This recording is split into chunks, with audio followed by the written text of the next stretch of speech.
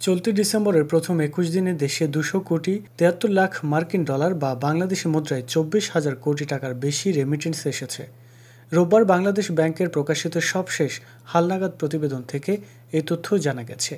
প্রতিবেদন থেকে জানা গেছে, চলতি ডিসেম্বর মাসের প্রথম ২১ দিনে রাষ্ট্রায়ত্ত ব্যাংকগুলোর মাধ্যমে দেশে এসেছে ৬১ কোটি ৩১ লাখ ডলার, বিশেষায়িত একটি ব্যাংকের মাধ্যমে ৭ কোটি ৭৩ লাখ মার্কিন ডলার, বেসরকারি ব্যাংকগুলোর মাধ্যমে এসেছে ১৩১ কোটি ১৬ লাখ ডলার এবং বিদেশি ব্যাংকগুলোর মাধ্যমে এসেছে ৫১ লাখ ৬০ হাজার মার্কিন ডলার রেমিটেন্স।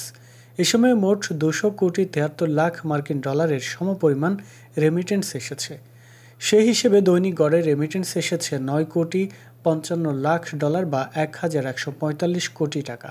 ব্যাংক সংশ্লিষ্টরা বলছেন, রেমিটেন্সের এ ধারা অব্যাহত থাকলে ডিসেম্বরে দেশের প্রবাসী আয় রেকর্ড ৩ বিলিয়ন ডলারের কাছাকাছি হবে। এর আগে গত জুন মাসে ২৫৩ কোটি ৮৬ লাখ ডলার রেমিটেন্স আসার পর চলতি অর্থ বছরের প্রথম মাস জুলাইয়ে প্রবাসী আয় এসেছিল প্রায় ১৯১ কোটি মার্কিন ডলার, যা গত ১০ মাসের মধ্যে সবচেয়ে কম আয় ছিল।